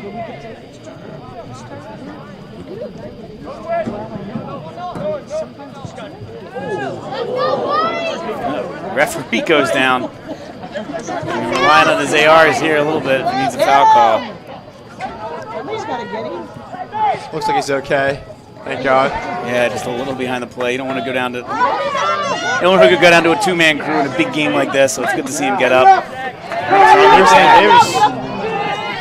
Lost. Probably just got to play it a little wider, let him run onto it. Salesianum been more threatening, though, in the last couple minutes.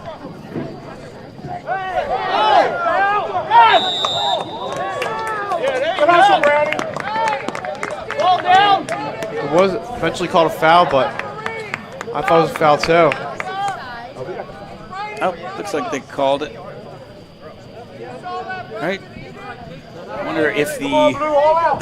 wonder if the center ref called it, because it looked like you're right. The AR was pointing as a throw, but maybe the center ref had called it and given the Hermits the free kick. Ryan Arena with the ball. Finds a pass. And a foul given to the Hermits.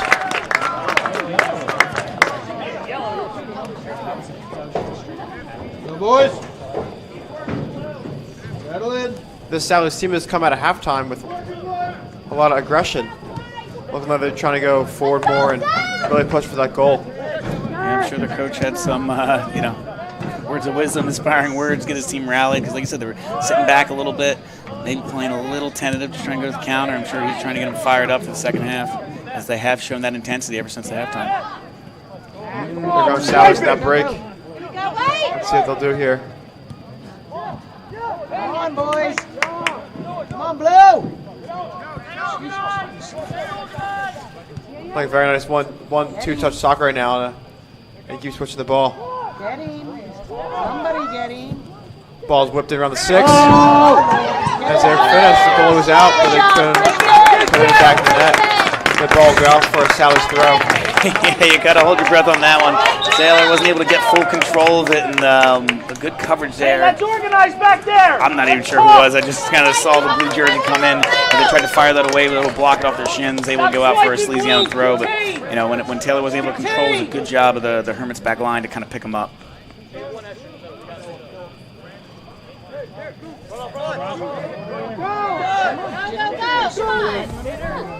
Substitute here for the Sallies. Looks like Jake Ross will come back in. Way to go, Christian. Yeah, so probably about a 5-minute break after he took that yellow. Big throw. Don't expect him to come off the rest of the way. The ball out for a 6 kick. Take your time. The pressure, White, come on. Let's see what the 6 kick will do for the Hermits. Taylor's signaling for everyone to get up and in. Make it hard, Play the ball long. Yeah, if Salesianum's going to give it to him, Hermits are going to play it short. That's it. Well done. I think the real question is what would have been the right play there? To play it far or play it close? The Hermits are going to always try and play it simple. I was going to say that their goal is to have good distribution. They're not as good of a pass, but before then, if you can complete those passes, the Hermits are going to try and just play their game. Go out the back as Sharkey wins this one in the midfield. He's lucky to see the yellow card here. Yeah, it's almost seemed like a similar play to where Sharkey got his card. And this time Sharkey's taken down, no card shown. I mean, I'm fine with that. You don't want to see too many cards. You don't want to see the game decided on guys playing too timid or being, double yellowed off. So as long as he's consistent, the next Hermits tackle like that isn't shown a card, I'm fine with that. Come on, Brad, get it back. That's it. Here's Ryan Ween on the ball in the midfield for the Hermits. Sharkey. Move it up. Nice ball. And the ball targeted for Aiden Davis up top. And clear out of play by number 5, Christian Velasquez, center back. Completely clears it out too.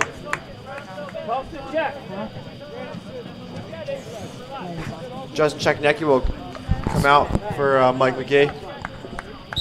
We're playing up top.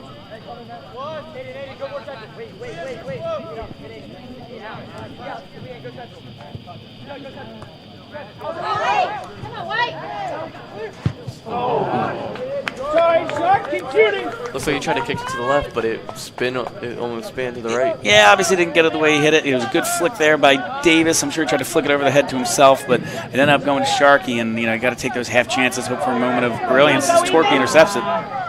Oh. Yeah, tried to slide it in, got contact, but it looks like it ricocheted off the Salesianum player, then back off of Torpy, so it'll go out for a 6. That's a great hustle play by Torpy. Yeah, I mean, not only does Torpy have the speed and the talent, he's one of the great hustle players on this team. Really, they've seen how the prep program the last few years, so you're always going to get plays like that from him.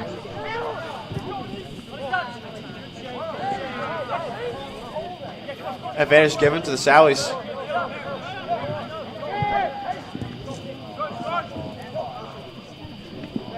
That ball won back by Ryan Wien.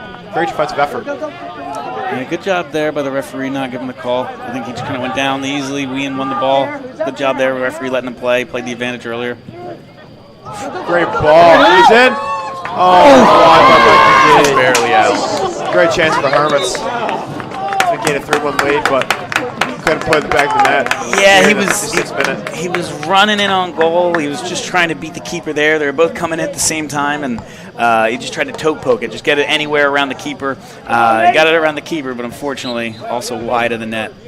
I One thing is that if it would have became 3-1, the pressure would have completely have changed even more than it is now. Yeah, I mean, it's like I said, outside of that opening minute's been tough for Salesianum to get anything going. So yeah, that 3-1 lead would have been huge. Yeah, it would have completely changed the tide because it would have gone from an entry with getting a point in the first minute from completely shifting to a 3-1 lead. Ball went out of the air by Shane Clancy. Was called foul in the end. I didn't see anything there, but maybe the refs something different. Yeah, you wonder if he's going to call a lot of these close ones, maybe try and rein this game in. He doesn't want it to get too chippy. You know, even if it's not a foul, just kind of calling it to make sure he's getting the game under control. And a throw for the Hermits around midfield. The ball goes to Ryan Wien. Back to Colazzo. Still ran, so it was from the grass. But now he's slide tall, so naturally he just keeps opening it up and opening it up. The ball goes out of play for a goal kick. Yeah, Salesianum's kind of guided that one out.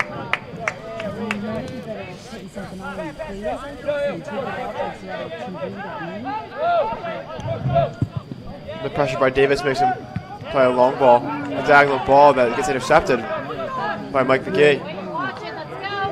Or Pat Ernest, sorry.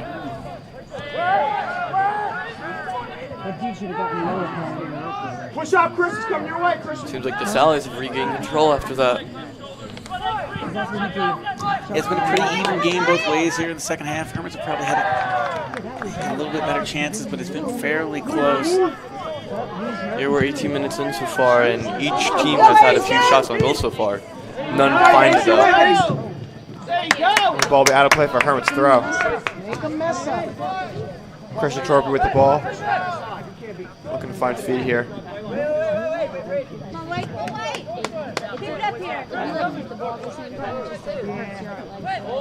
The ball go to forward Aiden Davis up top. Spins on his fender, but couldn't get the ball through. Good turn there by Davis. The other defender kind of came in and cleaned it up though. Do it again. Come on, get him. Don't let him take that. Oh, good job. Watch behind you. And the ball will be cleared out by Shane Clancy. There.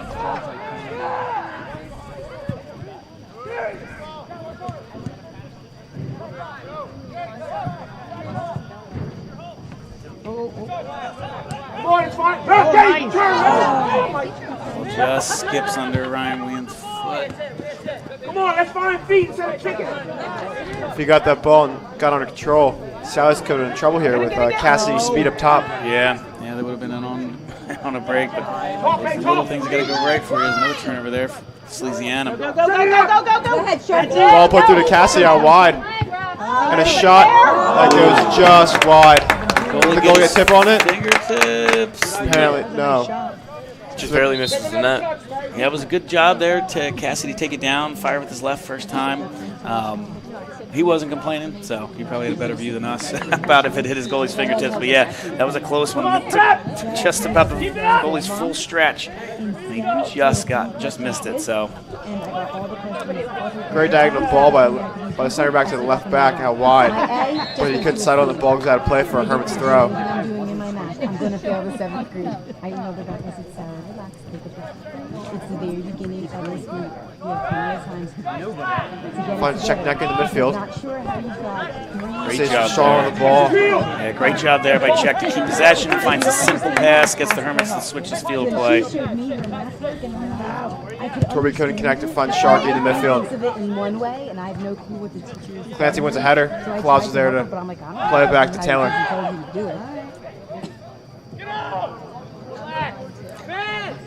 Ball's coming in. A turnover by Taylor, intended for Christian Torpy. Torpy wasn't able to find them. Hermits trying to, no fouls ahead of the box right here. All bouncing around a little bit. But he hasn't been marked because he hasn't put him in. If they put it in, A little less than 20 minutes here left in this game. Classes. If you fail anything, you're in trouble. No reason. He's saying this is his hardest year. I mean, on Sunday, he sat at the kitchen table, or the dining room table, and did work. Ball played to Brian Sharkey. Tries to find through, but couldn't. The ball was cleared up by Mike McGee. Sally's bench was calling for a handball, and the ref gave it to him. And the shot, and it's stopped by Taylor. Wide shot and could not find the net. Here comes the Hermits out of the back. Back to Clancy. Looks to play a long ball. Ball over the top to Brian Sharkey. Great ball. Now he's in behind. Just Hermits now in the corner. Ball got from the corner for the Hermits. Yeah, Sharkey tried to come in underneath him. Couldn't quite get there. The defender just got his kind of knee to it, shin to it, kind of knocked it out of play for the corner. So the Hermits are going to take this, the 7th one of the day. And Ethan Torpy will check in for Mike McGee. Can the Hermits find the pocket of the corner of the goal in this corner? Looks like Torpy will take it again. Their normal player. They'll go for these. So they're going to try and find Clancy in the box. Quite everything set play on it. Looks Ball like. in. It's contact with Brian Sharkey, but couldn't point towards the direction of the net. The ball go out for Sally's goal kick. Yeah, Sharkey, great player, one of the best in South Jersey, but not exactly known for winning headers in the box. So he wasn't able to direct that one on target. Go out for the Salesianum kick. He was a heavy press by Torpy. Almost went back there right in front of Sally's goal. Makes them clear it out by the center back. That's what that press does. It just makes them kind of kick it upfield. They almost were able to get on it. That's Salesianum gets the handball, smartly steps in front, slowly taking his 10, making sure the Hermits can't play it quick. So smart play after the handball by Salesianum to at least try to slow the Hermits down. You can't get a yellow if you're too aggressive on that, but this could be a dangerous area. Someone gets head on it towards goal. It very easily could be, but you're also almost 30 yards out, so it'll be very tricky to actually find the net with this. And a low ball by Torpy. A shot. Reshot. It's just barely wide. misses. Just wide out for another goal kick with Sally's. Yeah, when that was like low, hard on the ground, a little wide, I was almost hoping for like a hockey redirect almost. Someone get their foot on it, kind of change the direction of it. Hockey indirects are always tricky to watch. Yeah, it's a go out faster. You can get a little more tip-ins there, but you can kind of tell that one was going wide. I was hoping someone could get their foot to it. A couple Hermits in the area. Might be a little harder for someone watching. And Davis did hear the shot, and it is just wide to the right. Good chance there for the Hermits. Again, Aiden Davis was the Hermits' leading goal scorer last year. Get the ball in his foot. He's a dangerous player. Was on the Injured.com preseason. Players to watch for potential Player of the Year type award. So it's a great player for the Hermits. Salesianum got lucky to get away with that one there.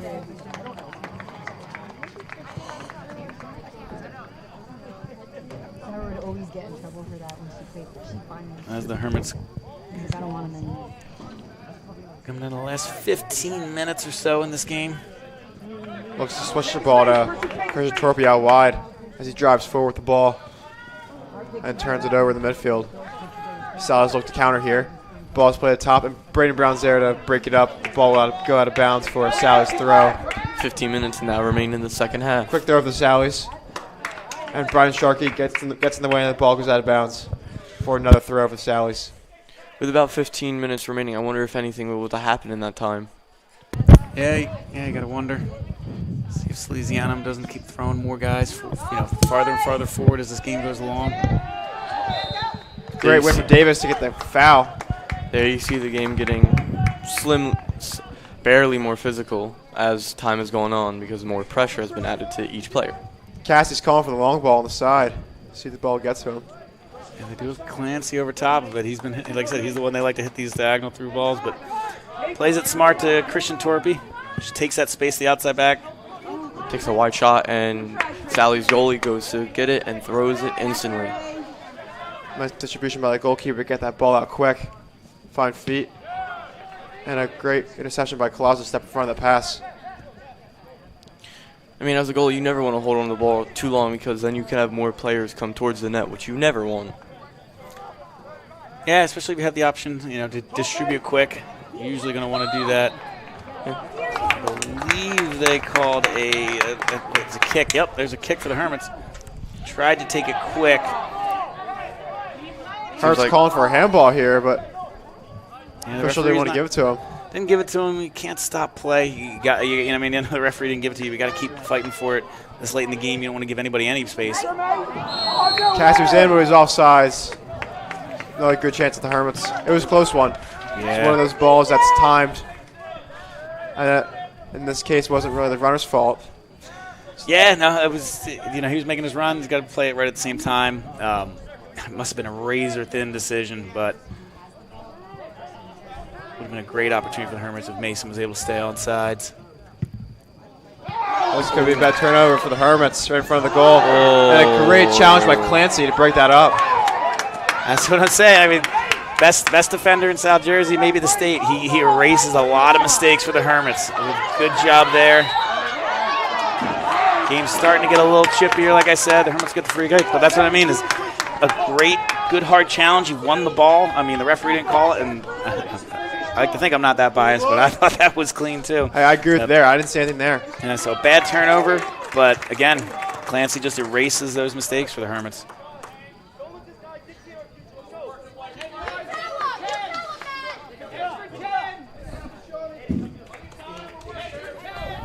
Clancy's looking for a diagonal ball here, it looks like.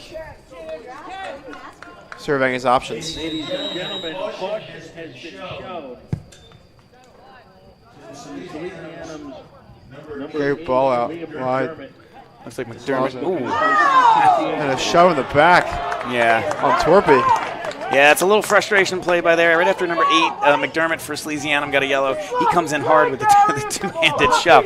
I know he kind of pointed to the other direction like, hey, they did it down there, but that was a lot more blatant than the Clancy tackle. Sally's players look to not like that call, but, I mean, there's evidence to claim otherwise. Yeah, I mean, I think the ref made the right call, and even if he didn't, you got to keep your cool head because now you're giving up a free kick in a dangerous area.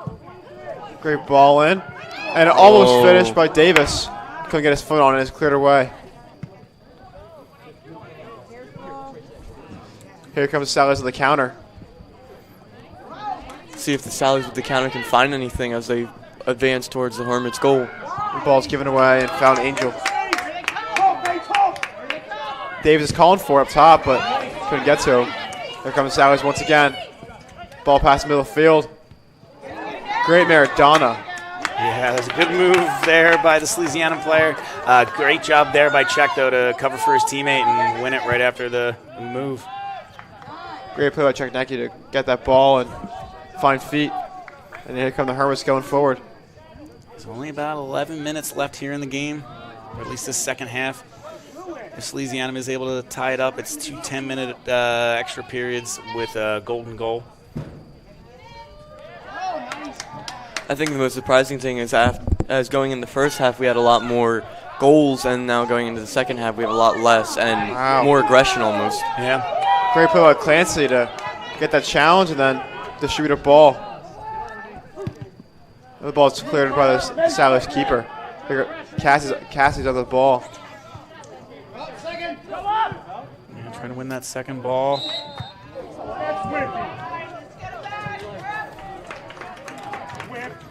And a free kick is awarded to the Sallies on a foul committed by Mason Cassidy.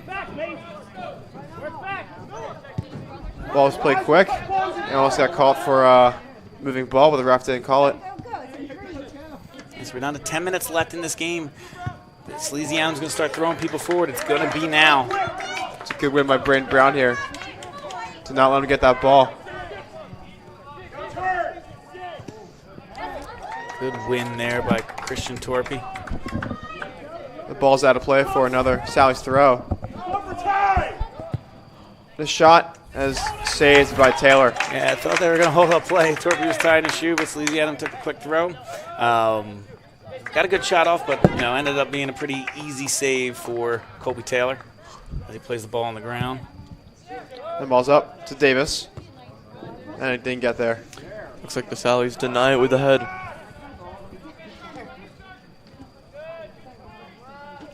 It's a good win by Czech Necki in the midfield. He's had a great game so far. Let's see what the Hermits can provide in the last 10 minutes of this game. Yeah, Czech really has played well, whether it's down the wing, being dangerous, or in the midfield. He's been able to control play. He said calm things down when the Hermits needed a couple big tackles for winning a couple big tackles. Played really well for the Hermits today. Ball won by Ernest in the midfield. There's Czech drawing that foul.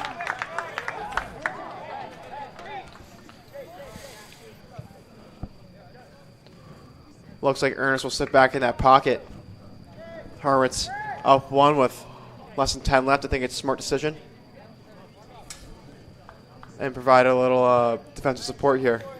Yeah, I don't think he's in any rush. Like we said, 8.5, a little less than 8.5 minutes left. I'm sure Torpy's in no rush to take this free kick. Hermits leaving Clancy back now this time. Like I said, playing a little more conservative. Ball headed away. And a side volley by Torpy. Almost, yeah. Out of bounds. Ambitious, but I'll take it. Like I said, you can see the Hermits playing a little different. They're always going to play that possession, attacking based. But there, you don't want to take risks. You don't have to. So in a normal situation, when you needed a goal, maybe a tie game, or even against a team not quite Salesianum's quality, you might still throw Clancy up in the box. But like I said, less than 8 minutes left. They're going to leave him back in the back line, making sure he's cleaning up any of the mistakes the Hermits make. Ball over the top, but no one's there. Headed away by Clancy. Brought down by the Sallies, but Ryan Wien's there to clean that ball up and collect it. Great way of the Hermits to keep that ball. And a ball over the top of Torpy, but couldn't find feet there.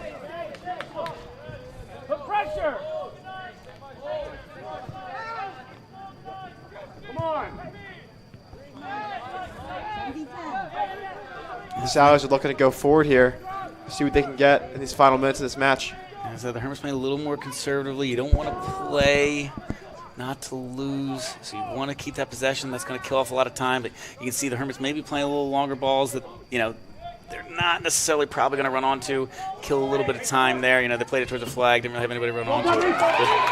Good steal there by the Salesianum player. Cuts it back on his left foot and played it back. I thought we were going to see an early cross from him.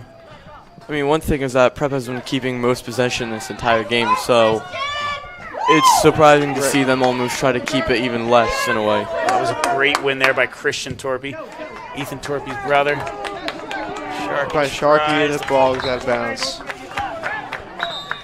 Sharky just barely misses it. Yeah, but I mean, back to play down the corner. Like I said, it was in a dangerous area, right on the edge of the box too. It was a good stick by Christian Torpy, able to win it, and then the Hermits play the ball up. And even though we weren't able to keep it in bounds, all of a sudden you flip the field, Salesianum back a little bit in their area, kind of relieve the pressure a little bit, as you got 6 minutes, a little less than 6 minutes remaining. Looks like Sallies are starting to throw numbers up forward and really pushing for this equalizer. Looks for the long ball, hits it. And ball cleared by Braden Brown in the back.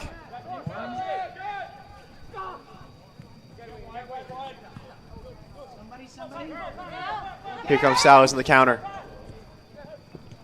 And turned over. Clancy clears it. Yeah, smart play. Like I said, we're getting out of 5 minutes left. Don't want to risk anything. Hermits will step their line here. Seems like the Hermits are just trying to keep the ball down on the Sally's end and not let them get possession. Yeah, you can even see the midfield sinking in a little bit. They're really not even the midfield as much as it is the wingers. Mason Cassie and Ethan Torpy are kind of sinking in, helping out more defensively. Not that they don't normally, but they're really kind of pulling back a little bit, leaving Aiden Davis as that lone target forward up top to try and get the possession if they do kick it up to him. But, they're playing more defensively, understandably so. Less than 5 minutes left. See if they can't hold on.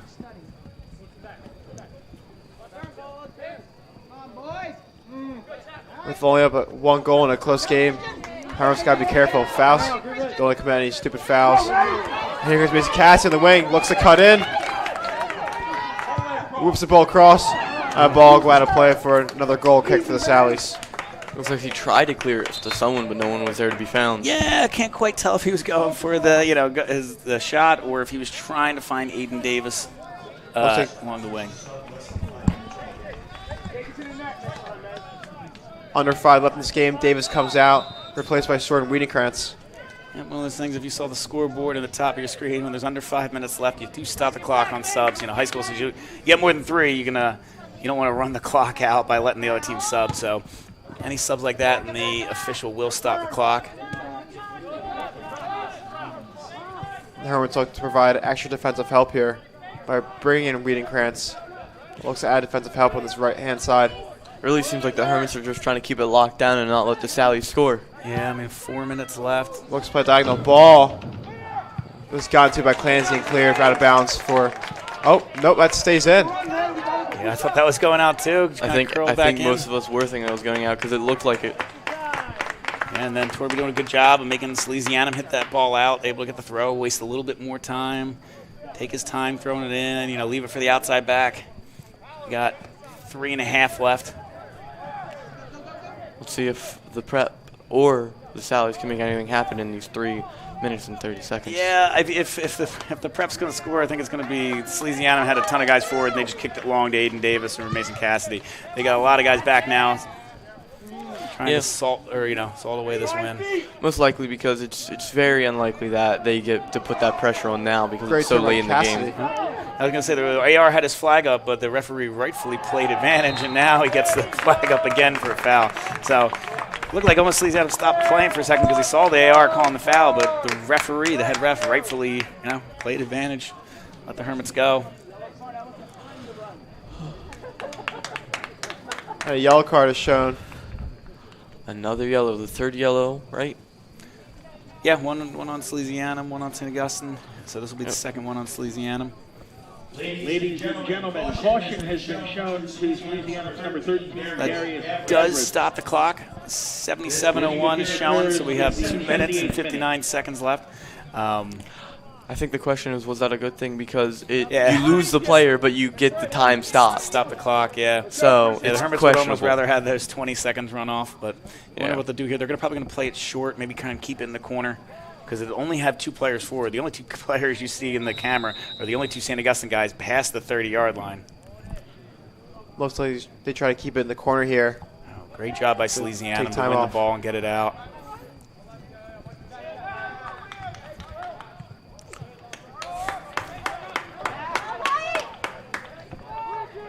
Sally's got to throw here.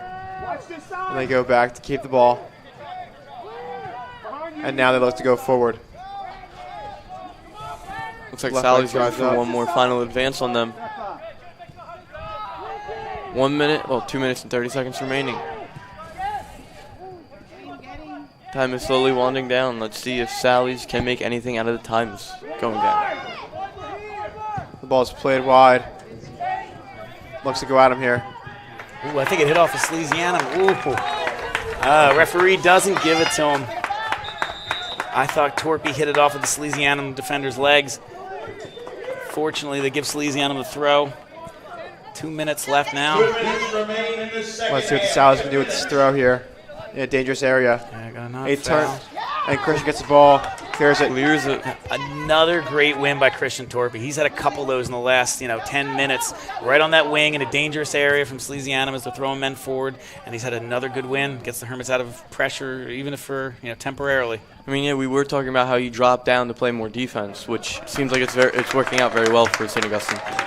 Yeah, I mean, like they have Torpy at outside back because he can get forward and attack, but right now he's showing off his defensive prowess. 90 seconds left. No subs. Salesianum taking the corner. This might be their last great chance to score. So Salesianum's goalie's even at midfield. He's the furthest player back for them. They have another guy maybe 10, 20, 15 yards outside the box to try and get any garbage that comes out. But the ball's cleared away by the Hermits. Let's see if they'll step their lineup here. That long ball that we were talking about earlier, it seems like it could be going to play now. Only because, only because they had their goalie so far out, so he had to drop back. Going to play Clancy down the wing. Let's see if Clancy can make anything out of it. 1 minute, smartly going to take it into the corner. Yeah. And the ball goes out of bounds for Hermit's throw. Deep in the Sally's territory. Great job by Clancy. Like I said, he's your best defender. You don't necessarily want him that far upfield with under a minute left, but he smartly didn't go for goal, didn't try anything fancy. He just took it to the corner, won a Hermits throw. Making a sub right now, so the clock will stop. Like I said, almost you kind of wish the clock didn't, but you only have 38 seconds left. Davis is going to take this throw. Like I said, the only 2 players up there for the Hermits. Yeah, you have a lot of players in the back and the middle of it just to play defense. Controversial call here. Players looking for Hermit's ball, but ball's given to the Sallies and turned over to Brian Sharkey. Yeah, let's see if Sharkey can do anything with it. If he can win a free kick there, they won't give it to him. Hermits almost just boot this back. I was going to say, just almost take the time. If you win this ball, just put your foot through it. There you go. 10, 9, 8, 7, 6, 6, 5, 4, 3, 2, 1. That is game here in Richland as the Hermits get their first win over the Sallies, a 2-1 victory. Yeah, after 5 years this is their first victory against them. Must be a good moment for the prep. Yeah, you can't ask for much more. I mean, they gave up that goal early. They fought back. They played hard. They played their brand of soccer and beat a team that's consistently nationally recognized as a great team. So, great win for the Hermits. Any final thoughts, you two? Hard-fought game by both sides. Hermits able to come on top with all 3 goals scored in the first half, and great way to fight back and get 2 goals after going down 1. Yeah, big win in terms of power points and just prestige, because the coaches' poll is what decides the standings for the Coaches' Cup. And like I said, power points going in that way, standings going into the best teams in the Cape Atlantic League tournament. It helps in all those. It's a great win for the Hermits. And, I mean, you can't ask for much more than that. So, very surprising ending after the start with the goal within the first minute. Changes completely near the end of this first half. Yeah, it was all Hermits after that. That'll do it for us here at the La Rosa Turf Field. I'm Coach Rumel alongside Evan Brown. I was almost say Gavin for a second. Evan Brown and Jake McGuff. Thank you guys for tuning in. We'll see you next time.